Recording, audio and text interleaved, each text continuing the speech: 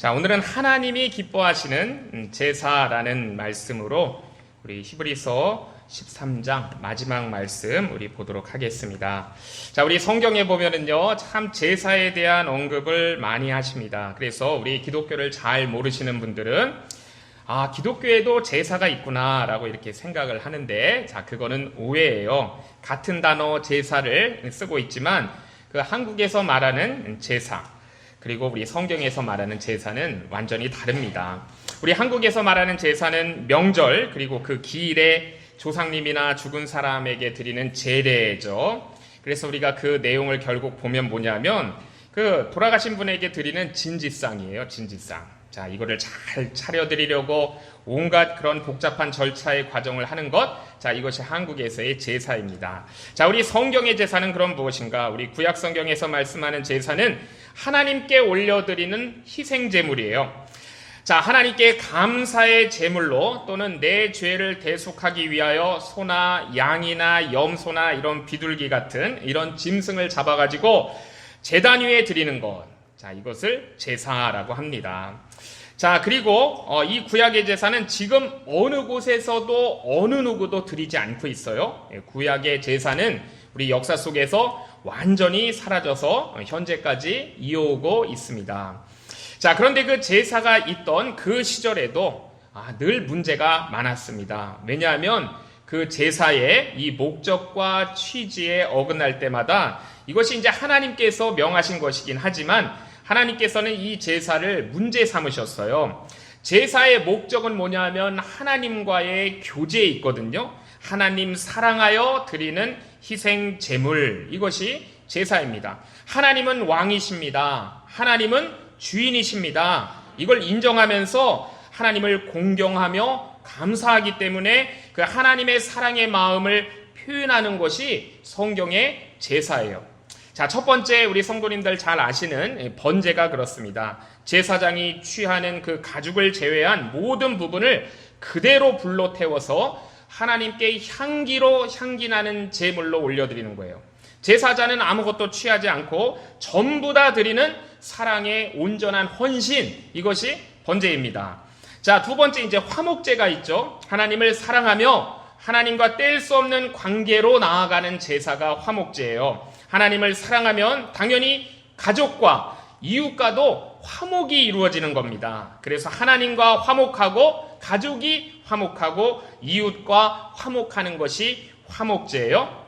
그 제물의 내장과 기름을 단에 불살라 드리고 제물의 그 가슴과 우편다리는 제사장에게 드려서 취하게 하고 나머지 고기는 제사자가 가져다가 하나님 앞에서 모두 함께 먹으면서 감사하는 제사입니다. 하나님을 사랑할 때 이웃과의 사랑이 뒤따르게 되는 제사, 이것이 화목제예요.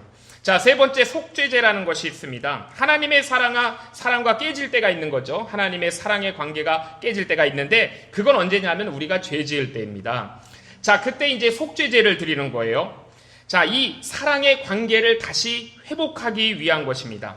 내장과 기름은 단 위에 불사르고 제사장에게 주어지는 고기 일부분을 제외하고 나서는 가죽과 나머지 고기와 머리와 다리와 그 배설물 전부까지 모두 진영 밖으로 나가서 불살라 버리는 것입니다. 그렇게 해서 죄를 속함을 받고 하나님과의 사랑과의 관계를 회복하는 제사, 이것이 속죄제예요.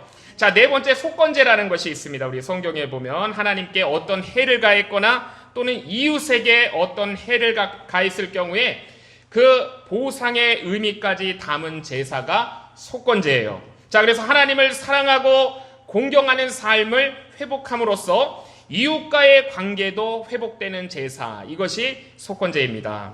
자, 이 성경의 제사와 그 제사의 목적과 취지는 우리가 말씀을 보면은 하나님 사랑의 표현이라는 걸 알 수 있어요. 이웃 사랑의 실천이라는 것을 알 수 있습니다.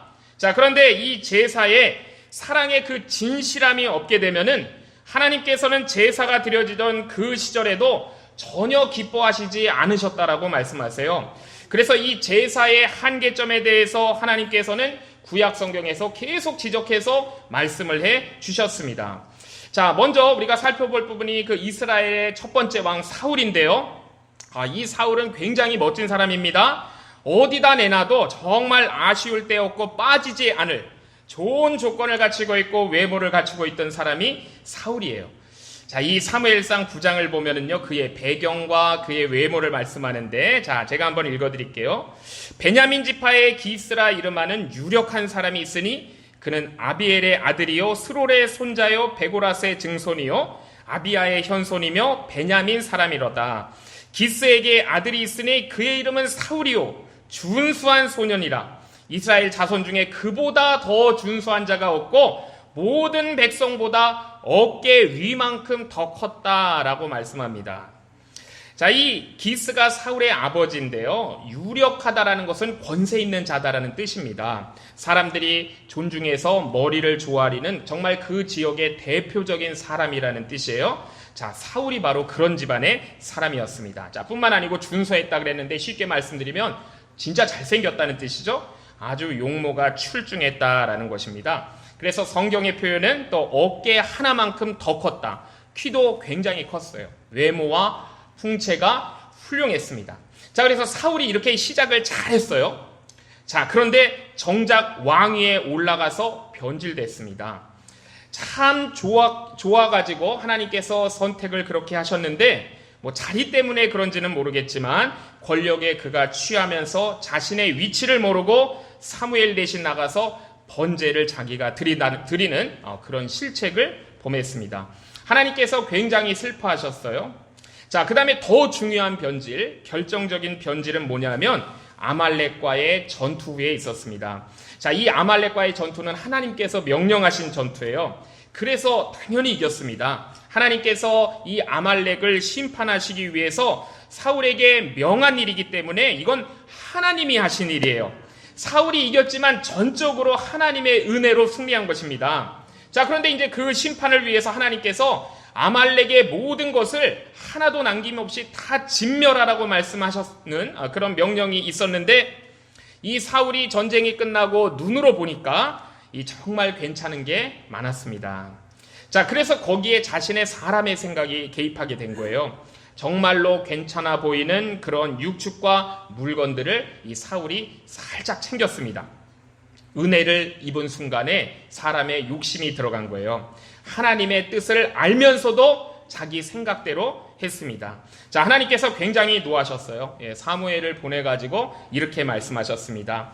하나님의 목소리를 왜 청종하지 아니하고 탈취하는 데 급급해서 하나님께서 악하게 여기는 일을 했단 말입니까? 자, 그러니까 사울이 이제 변명을 해요. 자, 뭐라고 변명하냐면 제사 드리려고요. 자, 이걸로 하나님께 제사 드리려고요.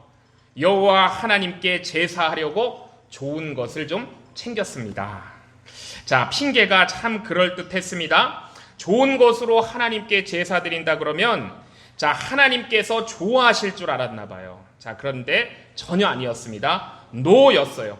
그러니까 하나님을 잘못 본 거예요. 하나님께서 사무엘을 통해 정말 이런 교묘한 변명을 하는 사울에게 말씀하십니다. 자, 우리도 귀담아야 되는 말씀인데요. 제가 읽어드릴게요.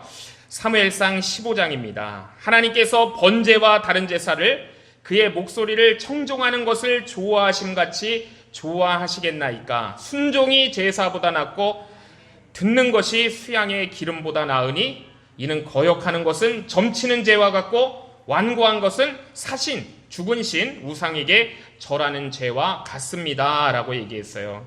자, 이 제사의 본질이 무엇인가? 순종이라는 거예요. 순종 없는 제사는 아무 의미가 없다는 것입니다. 그렇기 때문에 순종이 제사보다 낫고 듣는 것이 수양의 기름보다 낫고 거역하는 것은 점치는 것과 똑같다고 얘기했어요.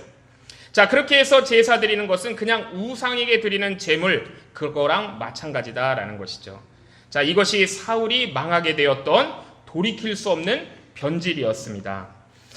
자, 이런 사울의 이 사울과 같은 실수가요, 이제 구약시대 이스라엘의 역사를 타고 계속 내려왔습니다. 자, 그러다가 결국 이스라엘도 망하게 되었고 유다도 망했어요. 자, 유다 멸망을 일찍이 내다보면서 그 하나님의 실망의 마음을 전했던 이사야 선지자, 자, 그를 통해서 하나님께서 더 강력한 표현을 쓰신 것을 우리가 이사야 1장에서 볼 수 있습니다. 하나님이 이렇게 표현하셨어요. 나 나의 제사가 싫다. 너희의 그 무수한 제물이 나에게 무슨 유익이냐. 나는 그런 피를 기뻐하지 아니하노라. 그냥 내 앞에 보이려고만 하는데 누가 너희에게 그렇게 하라고 했느냐. 내 마당만 밟을 뿐이다. 헛된 제물을 다시 가져오지 말라. 분향 그거 가증하다. 월식과 안식일에 모이는 성회 그러면서 악을 행하는 것 내가 견디지를 못하겠다. 내가 혐오한다. 내가 너희의 정한 월삭과 절기를 싫어한다. 밉다. 내 짐이 너무나 무겁다. 내게는 너무 무거운 짐이다 라고 하셨습니다. 자, 이 하나님께서 제사에 대해서 이렇게 강력한 표현을 쓰신 것은 정말 둘도 없는 곳인 것 같아요. 자, 그 이유가 뭐냐고 말씀하시는데요. 제사 드리는 손에 피가 가득하다라고 말씀하세요. 그러니까 행실이 악해요. 불의로 사람들을 학대했습니다. 힘없는 사람들을 괴롭혔대요. 고아와 과부를 무시했대요. 자, 그러면서 돌이킬 길을 말씀해 주셨습니다. 스스로 씻고 깨끗하게 해서 악한 행실을 버려라 라고 하셨어요. 행악을 그쳐라. 선행을 배워라. 정의를 추구해라. 억눌리고 학대받는 자를 도와줘라. 고아를 위해서 신원하고 과부를 위해 변호해라 라고 말씀하셨습니다. 선행과 정의와 긍휼의 사랑이 없으면 이 제사는 제사가 아니다라고 강력한 경고를 하셨습니다. 자, 우리 구약의 책이 마지막 책이 말라기입니다. 이제 이 말라기가 끝나면 신구약 중간기를 거쳐 신약 시대로 넘어가는 거예요. 자, 그 책이 바로 말라기인데 말라기 1장 10절에 보면 만군의 여호와가 이르노라 너희가 내 제단 위에 헛되이 불사르지 못하게 하기 위하여 너희 중에 누가 성전문을 닫을 자가 있었으면 좋겠다. 내가 너희를 기뻐하지 아니하며 너희가 손으로 들으는 것을 받지도 아니하리라 라고 했습니다. 자, 그리고 그 이유는 앞에서 말씀하셨는데 하나님을 무시했대요. 그들이. 그러니까 하나님이 무시당하는 것 같은 느낌을 들게 한 사람들이 있었습니다. 자, 그런데 그 사람들이 오히려 우리 말라기 1장 6절을 보면은 하나님께 이렇게 되물어요. 저희가 언제 주님을 멸시했습니까? 이렇게 되물어요. 자, 그때 하나님께서 그들에게 이렇게 말씀하십니다. 너희가 더러운 떡, 상한 떡을 제단에 드렸다라고 말씀하세요. 자, 병든 짐승을 드렸다라고 말씀합니다. 자, 하나님께는 최선의 것을 드려야 되는데 이거 갖고 있어봐야 정말 쓸모도 없고 어차피 죽을 거니까 이거 제물로 드려가지고 쓰레기도 처분하고 제사 드렸다고 생색도 낸다는 거예요. 하나님께서 이걸 보시고 가증하다라고 하면서 성전문을 닫아라라고 하셨습니다. 자, 그리고 또 그들이 11조를 들었지 않았어요. 자, 거기 이제 말라기 말씀 보면은 당시 레위인들은 11조를 통해 생활을 유지하고 봉사를 하게 되고 이 성전을 유지했습니다. 그런데 이제 레위인들이 먹고 살지를 못하게 된 거예요. 그러니까 성전에 나가지를 못하고 이제 밖에 나가서 노동을 해야 됐습니다. 그러니 이 성전 제사 자체가 이제는 안 되게 된 것이죠. 그러니까 하나님께서 성전문 닫으라고 말씀을 하셨어요. 자, 그래서 성전문은 닫혔습니다. 자, 우리가 지금 히브리서 이 말씀을 보고 있는데 우리 예수님 때 정말 제사를 드리는 성전의 문은 완전히 닫히게 되었어요. 자, 우리 복음서에 보면 우리 예수님은 호세아 6장 6절을 자주 인용하시며 말씀하신 것을 볼 수 있습니다. 자, 그 말씀이 뭐냐면 이거예요. 호세아 6장 6절. 나는 인애를 원하고 사랑을 원한다는 뜻이죠. 예, 제사를 원하지 아니하며 번제보다 하나님 아는 것을 원한다라는 이 말씀입니다. 나는 인애, 사랑을 원하고 제사를 원치 않는다는 거예요. 번제보다 중요한 것이 뭐냐면 너희가 하나님을 정말로 제대로 아는 것, 이게 더 중요하다라고 말씀을 하셨습니다. 자, 예수님께서 세리와 죄인들과 같이 식사하시는 것을 바리새인들이 보고 시비를 걸었어요. 자, 그때도 이 말씀 인용하셨습니다. 너희가 가서 내가 긍휼을 원하고 제사를 원하지 않노라 하신 것이 무엇인지 배워라 라고 하셨습니다.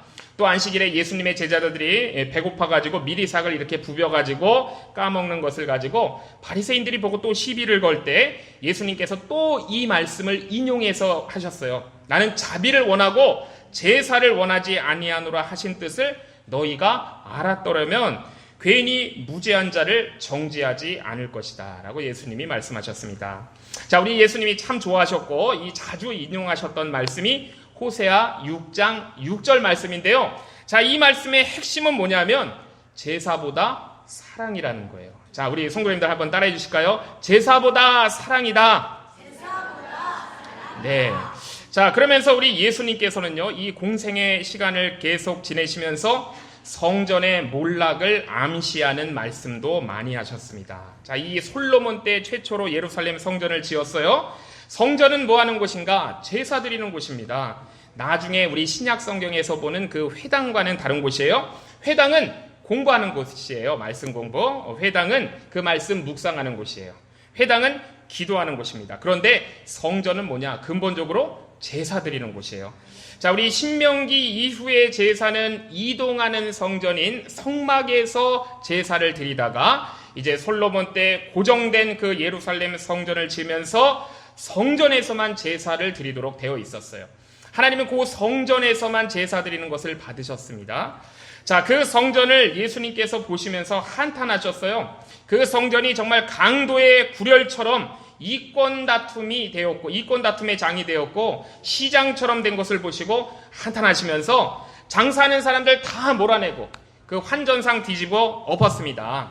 자, 이것을 보통 우리 목사들이 설교할 때는 성전 정화 사건이다라고 이렇게 우리가 제목을 붙이기도 하지만 사실 신학적으로 더 중요한 의미는 뭐냐면 성전 붕괴의 암시에 있어요. 자, 이제 성전 시대가 끝나는 것을 암시하는 것입니다. 자, 그리고 이 일을 문제 삼는 사람들에게 예수님이 이렇게 말씀하셨어요. 너희가 이 성전을 헐어라. 내가 3일 만에 다시 일으키리라 라고 말씀하셨습니다. 자, 이 말씀이 물론 예수님의 부활을 예고하신 말씀이기도 하지만 역시 성전 붕괴를 암시하는 말씀이세요. 자, 그리고 결정적으로 예수님을 십자가에 처형할 때 죄목이 있어야 되잖아요. 예수님의 십자가 처형의 죄목, 그 중에 중요한 죄목 중에 하나가 뭐냐면 내가 성전을 헐겠다라는 죄목이었습니다. 자, 예수님께서는 이 예루살렘에 들어와서 이제 죽음을 앞두고 계실 때 제자들이 그 예루살렘 성전을 보면서 와, 너무나 웅장하고 그 아름다움에 감탄을 했어요, 제자들이. 자, 그때 그 감탄하는 제자들에게 예수님은 별로 들은 채도 하지 않으시고 오히려 이렇게 말씀하셨습니다. 너희가 이 모든 것을 보지 못하느냐? 내가 진실로 너희에게 이르노니 돌 하나도 돌 위에 남지 않고 다 무너뜨려지리라 라고 우리 예수님이 예언하셨습니다. 자, 그리고 우리 예수님이 십자가에 돌아가실 때요, 숨을 거두시는 그 순간에 성전의 지성소를 가리고 있던 휘장이 위에서부터 아래로 쫙 찢어졌어요. 자, 이건 신학적으로 어떤 의미가 있냐면 지성소로 향하는 통로가 열린 것을 의미하기도 하지만 이제 성전 시대가 끝났다는 것을 의미하는 거예요. 성전 파괴의 사인입니다. 자, 이 성전의 핵심은 무엇인가 하면요, 지성소예요. 홀리 오브 홀리스입니다. 자, 지성소. 그런데 그 지성소를 중심으로 외곽의 다른 부속 건물들이 이렇게 차츰차츰 넓혀가면서 우리가 그 전체를 성전이라고 부르는 거예요. 성전의 센터는 지성소입니다. 자, 그런데 그 지성소가 없어지는 순간이 바로 지성소를 가리고 있던 휘장이 위에서부터 아래로 찢어지는 사건 이후예요. 사람들이 놀랐습니다. 이 굉장히 의미 있는 사건이거든요. 자, 그래서 우리가 지금까지 12장까지 우리가 히브리서 말씀을 통해서 차근차근 배웠지만 우리 예수님께서 오셔가지고 우리 죄를 위하여 십자가에 달려 돌아가심으로 영원한 속죄의 제사가 드려졌어요. 자, 그리고 이제는 더 이상 그 구약의 제사는 필요 없게 되었다라는 것을 우리에게 지금까지 말씀해 주셨습니다. 그리고 실제로 예수님께서 그렇게 예언하신 것처럼 제사를 드리던 예루살렘 성전은 주후 70년에 완전히 무너진 거예요. 로마와의 전쟁에서 후퇴하면서 밀려 들어갔습니다. 유대인들이 어디로 갔냐면 예루살렘 성전으로 들어갔는데 거기를 전쟁의 본거지로 삼았는데 로마 군인들한테 패전하게 된 거예요. 그래서 로마가 성전을 완전히 불태워버려서 성전은 더 이상 없게 되었습니다. 지금 예루살렘에 가보면 성전이 있는데 무슨 말이냐라고 얘기할지 모르지만 지금 남아있는 건 성전이 아니에요. 성전 밖에 있던 외벽 중에 서쪽 외벽 조금이 남아있는 겁니다. 자, 그게 바로 유명한 통곡의 벽이에요. 성전이 남은 게 아니죠. 자, 지금도 유대인들은 그 통곡의 벽을 붙잡고 거기서 통곡을 합니다. 성전이 없음을 통곡하고 있는 거예요. 자, 주후 70년 이렇게 예루살렘 성전의 붕괴와 함께 역사 속에서 이 유대교의 제사는 더 이상 치러지지 못하게 되었고 구약의 제사는 역사 속에서 완전히 사라져버린 거예요. 자, 이 세상 어느 누구도 어디에서도 구약의 제사는 드려지지 않습니다. 자, 그런데 오늘 히브리서 본문 말씀을 보니까요, 우리에게 제사드리라고 말씀하세요. 자, 오늘 우리가 읽은 히브리서 본문에는 다시 우리에게 제사를 바라고 있습니다. 자, 우리에게 무슨 제사를 드리라고 하는 것인가? 자, 첫 번째는요, 먼저 제사의 장소를 말씀하세요. 제사의 장소. 원래 제사의 장소는 예루살렘 성 안의 성전이었습니다. 그런데 제사의 장소가 바뀌었어요. 히브리서 13장 11절에서 13절 참 중요한 말씀이거든요. 우리 히브리서 13장 11절에서 13절 우리 한번 같이 한번 봉독하도록 하겠습니다. 시작. 이는 죄를 위한 짐승의 피는 대제사장이 가지고 성소에 들어가고 그 육체는 영문 밖에서 불사름이라. 그러므로 예수도 자기 피로써 백성을 거룩해 하려고 성문 밖에서 고난을 받으셨느니라. 그런즉 우리는 그 능욕을 지고 영문 밖으로 그에게 나아가자. 우리는 그 치욕을 지고 그 예수님의 치욕의 십자가를 지고 영문 밖으로 그에게 나아가자라고 말씀했어요. 영문 밖으로, 예루살렘 성문 밖으로 예수님께로 나아가자라고 말씀하고 있습니다. 자, 예수님께서는 그 예루살렘 율법의 상징인 예루살렘 성 안이 아니고 성 밖에서, 영문 밖에서 십자가에 달려서 우리의 죄를 용서하시는 은혜를 베푸셨어요. 자, 그래서 우리는 더 이상 예루살렘 성전에서 드리는 율법의 제사를 드리는 것이 아닙니다. 그거 아무 소용 없다는 거예요. 자, 이제는 그곳을 나가가지고 예수님이 계시는 영문 밖으로 그 십자가 아래로 나가야 된다라는 것을 오늘 본문이 말씀하고 있습니다. 자, 그래서 본문 13절에 그런즉 우리는 그 능욕을 지고 그 치욕을 지고 예수님의 십자가를 짊어지고 영문 밖으로 그에게 나아가자라고 말씀하고 있어요.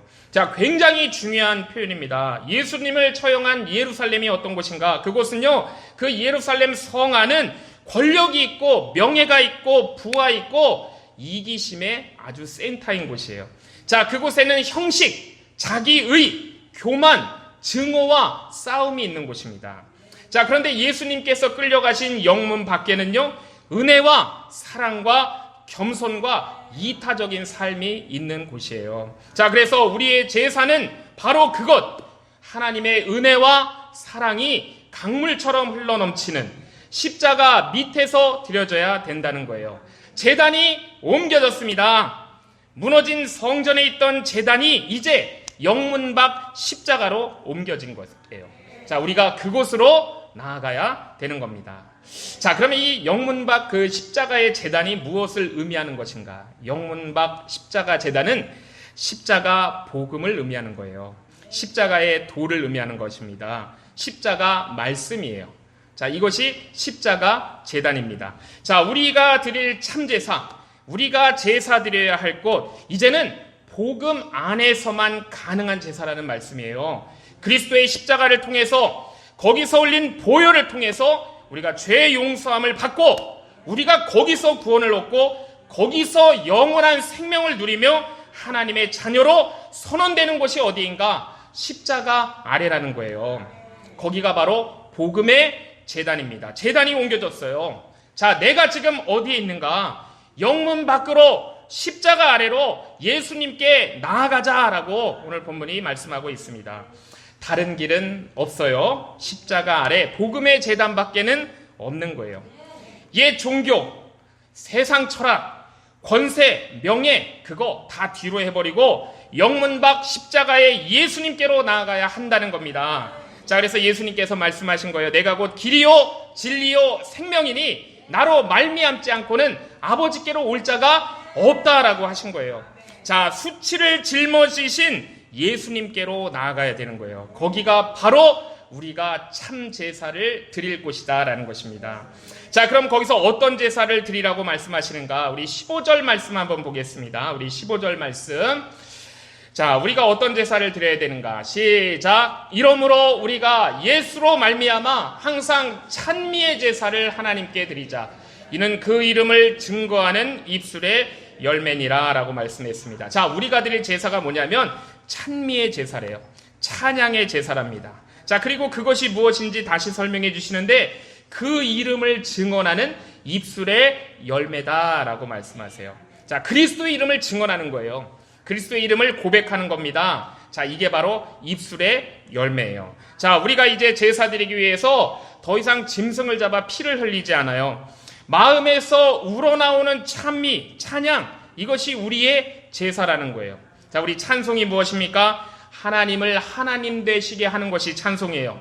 자, 우리 예배의 핵심도 무엇입니까? 하나님이 하나님 되시게 하는 것이 예배의 핵심이에요. 그리고 우리 존재의 목적도 하나님이 하나님 되시게 하는 것입니다.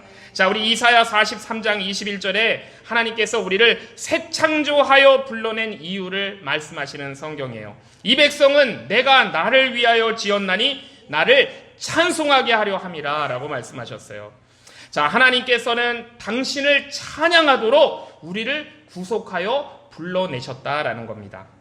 자, 우리 시편 22편 3절을 봐도 우리 하나님이 어디 계시는가를 말씀하세요. 이스라엘의 찬송 중에 거하시는 주여, 주는 거룩하시니이다 라고 고백하고 있습니다.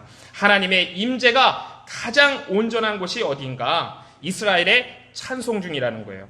하나님을 하나님으로 인정되는 곳, 우리의 입술이 하나님을 하나님으로 고백하는 곳, 우리의 입술이 우리를 구원하시는 예수 그리스도의 그 구원의 복음을 고백하는 곳에 하나님께서 충만하게 임하신다라는 말씀입니다. 자, 그래서 오늘 본문 15절에 찬양은 그 이름을 증언하는 입술의 열매라고 했습니다. 자, 예수 그리스도의 이름을 고백하는 신앙 고백이 우리의 찬미인 거예요.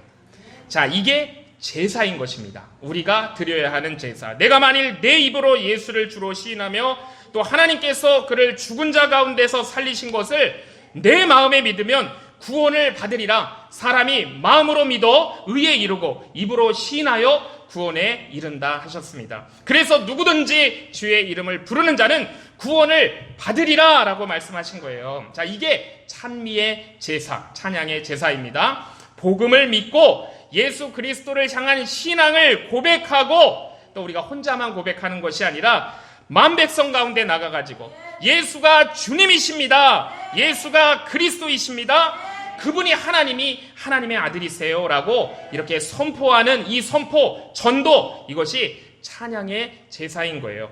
내가 고백하고 나가서 고백하는 것, 이것이 찬미의 제사입니다. 우리가 여전히 우리가 드려야 되는 제사예요.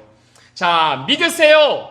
고백하세요. 자, 혼자만이 아니고 세상에 고백하여 전하는 것이 찬양의 제사이고 입술의 열매입니다. 자, 그 다음에 또 제사가 있다고 말씀하세요. 한 가지 더 말씀하시는데 우리 16절 말씀 한번 같이 보겠습니다. 시작. 오직 선을 행함과 서로 나눠주기를 잊지 말라. 이 같은 제사는 하나님이 기뻐하시느니라. 아멘. 자, 무엇이 이 같은 제사인가? 선행과 나눔이 제사라고 말씀하세요. 선행과 나눔. 자, 그리고 사실 이 16절 말씀이 히브리서 13장 전체의 핵심 구절 말씀입니다. 주제 말씀이에요. 자, 13장을 우리가 열면서 한번 다시 검토해보면 1절에서 형제 사랑하기를 계속하라 했고요. 2절에서 손님 대접하기를 잊지 말라 했고요. 3절에서는 너희도 함께 갇힌 것 같이 갇힌 자를 생각하고 너희도 몸을 가졌은 즉 학대받는 자를 생각하라고 했습니다. 즉 사랑과 대접과 긍휼의 마음을 품으라고 반복해서 말씀하고 계세요.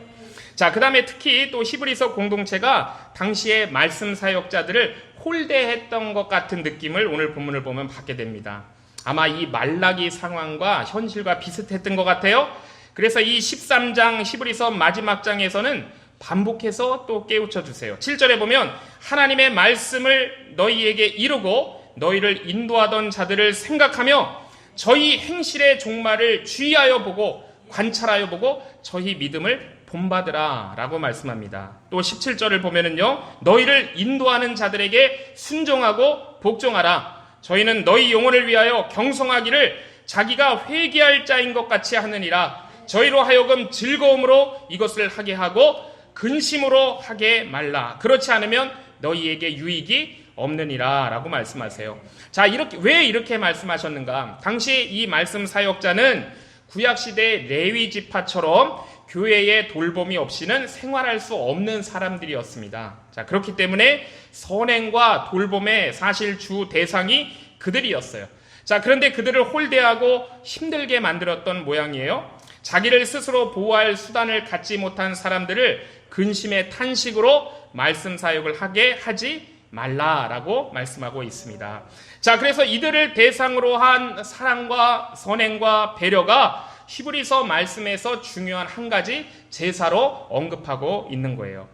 자, 우리가 여전히 드려야 하는 제사가 무엇인가? 제사는 끝났는데 아직도 제사가 있다고 말씀하세요. 하나님을 찬양하고 예수 그리스도를 고백하는 찬송의 제사입니다. 자, 그리고 사실 이거는 하나님에 대한 사랑의 마음이에요. 마음을 다하고 목숨을 다하고 힘을 다하여 주 너의 하나님을 사랑하는 것, 이것이 우리가 여전히 드릴 제사입니다. 자, 형식이었던 제사, 문제 많았던 제사, 그런데 우리 예수님이 오셔서 다 완성했기 때문에 이제 그런 제사는 없는 거예요. 자, 하나님 사랑하는 것, 이것이 우리가 온전히 드려야 하는 제사입니다. 그렇기 때문에 우리 심령에 무엇이 담겨 있어야 되는가? 하나님 사랑합니다. 마음을 다해서 사랑합니다. 목숨을 다해서 사랑합니다. 힘을 다해서 사랑합니다. 우리 마음에 이게 있어야 되는 거예요. 자, 이게 찬양의 제사입니다. 자, 계속 드려야 하는 제사가 또 무엇인가? 선행과 돌봄이라고 말씀하세요. 예수님은 하나님 사랑이 가장 큰 계명이라고 말씀하시면서 묻지도 않았는데 두 번째는 이것이니라고 말씀했어요. 내 이웃을 내 몸과 같이, 내 이웃을 내 몸과 같이 사랑하라 라고 하셨습니다. 사실 하나님 사랑의 결과가 이웃을 내 몸처럼 사랑이에요. 이웃을 사랑하는 것이 우리가 계속 드려야 할 제사입니다. 자, 이게 구약에서 계속 강조했던 부분입니다. 자, 이것은 없는데 포악하고 악행을 행해서 손에 피가 가득하면 그 제사는 아무리 드려도 하나님이 받지 않으신다는 거예요. 우리 주님께서 그래서 호세아 6장 6절 말씀을 반복해서 인용하시면서 사랑이 제사보다 낫다, 사랑이 제사보다 낫다라고 하신 겁니다. 왜냐하면 그게 제사의 본질이기 때문이에요. 예수님이 완성하셨기 때문에 제사가 없어졌습니다. 그러나 여전히 유효한 제사, 여전히 우리가 드려야 하는 제사는 하나님 사랑과 이웃 사랑의 실천이에요. 자, 이것이 우리가 드릴 제사라고 말씀합니다. 자, 이사야랑 똑같은 동시대에 살았던 미가 선지자가 있습니다. 자, 우리 미가 선지자가 우리가 보면은 하나님께 물었어요. 하나님, 제가 하나님께 무엇을 가지고 나아갈까요? 1년 된 송아지를 가지고, 이 정말 좋은 송아지를 가지고 하나님께 나아갈까요? 엄청나게 많은 수양, 정말 천천의 수양, 만만의 강물 같은 기름을 가지고 그걸 하나님께 드리면 기뻐하실까요? 아니면 내 자신을 속죄하기 위하여, 내 허물을 없게 하기 위하여 나의 맏아들을 제물로 드릴까요? 자, 하나님께 이렇게 물었습니다. 자, 그랬더니 하나님께서 이렇게 대답하셨어요. 사람아, 그거 아니다, 그거 아니다. 사람아, 주께서 선한 것이 무엇임을 내게 보이셨나니 여호와께서 내게 구하시는 것은 오직 정의를 행하며 인자를 사랑하며, 여기서 인자는 헤세드입니다. 헤세드를 사랑하며 겸손하게 내 하나님과 동행하는 것이 아니냐라고 말씀하셨어요. 이걸 간단히 요약해서 말씀드리면 사랑입니다. 하나님이 원하시는 것은 사랑이에요. 먼저 정의를 행하고, 그 다음에 헤세드, 사랑이고, 세 번째는 하나님과 동행하는 믿음을 말씀하셨습니다. 자, 이것이 하나님이 기뻐 받으시는 제물이고 제사다라고 말씀하셨어요. 하나님 사랑과 결국 이웃 사랑이 참 제사다라는 동일한 말씀을 하시는 것입니다. 자, 이게 하나님께서 받기 원하시는 제사예요. 자, 오늘날 우리의 삶을 받기를 원하신다는 것입니다. 자, 우리가요, 하나님 앞에서 살아야 된다는 거예요. 그래서 종교개혁자들은 코람데오를 얘기한 것입니다. 자, 짐승을 죽이는 제사는 끝난 거예요. 그러나 우리 자신을, 우리의 전 삶을, 우리 몸을 산채로 드리는 내 삶을 하나님은 제물로, 제사로 받기 원하신다는 거예요. 그러므로 형제들아, 내가 하나님의 모든 자비하심으로 너희를 권하노니 너희 몸을, 너의 인생을, 내 존재를 하나님이 기뻐하시는 거룩한 산제물로 드리라. 이는 너희가 드릴 영적 예배다라고 우리 로마서 12장에 말씀하시는 것입니다. 자, 예배당에서 드리는 예배만 이것이 제사가 아니에요. 내 삶이 제사임을 말씀하고 있습니다. 자, 우리가 드려야 할 제사를 한마디로 얘기하면 사랑입니다. 사랑이에요. 하나님 사랑하는 찬양의 제사, 이웃을 사랑하는 선행의 제사. 자, 이것이 제사입니다. 자, 오늘 우리가 히브리서를 마치면서 우리가 사랑을 결단해야 되겠습니다. 자, 우리가 사랑 아닌 것은 다 불살라 버려야 돼요. 자, 사랑 아닌 것은 우리가 다 씻겨 내려가게 해야 됩니다. 자, 그래서 우리가 다시 사랑을 다짐하고 결단해야 되겠어요. 사랑을 헌신해야 됩니다. 자, 우리가 사랑하면 헌신할 수 있고, 사랑하면 봉사할 수 있고, 사랑하면 전도할 수가 있어요. 자, 사랑하게 되면 우리가 그 사랑의 실천이라고 하는 그 행위를 우리가 하게 되는 것입니다. 자, 우리 고린도전서 13장에 말씀하시잖아요. 사랑에 대해서 쭉 말씀하시는데, 사랑이 없으면 방언을 해도, 예언을 해도, 능력이 있어도 내 몸을 불사르게 내어주는 구제조차도 아무 소용이 없다라고 말씀하세요. 아무 유익이 없다는 겁니다. 다른 모든 것을 다 하는 것 같아도 정작 사랑이 없으면 아무 소용이 없다고 말씀하세요. 사랑이 없으면 하나님이 받으실 수 있는 제사가 아니다라는 것입니다. 자, 그렇기 때문에 저와 우리 성도님들의 남은 인생, 자, 우리가 어디에 목숨을 걸어야 되는가? 사랑에 목숨을 걸어야 하겠습니다. 하나님을 사랑하고 참되게 진실되게 사랑하고 내 주변에 두신 사람들을, 우리 성도들을 정말 사랑하고 그 사랑을 실천하는 저와 주의 성도님들 되시기를 주님의 이름으로 축복합니다. 우리 찬송가 351장 우리 주님 앞에 올려드립니다.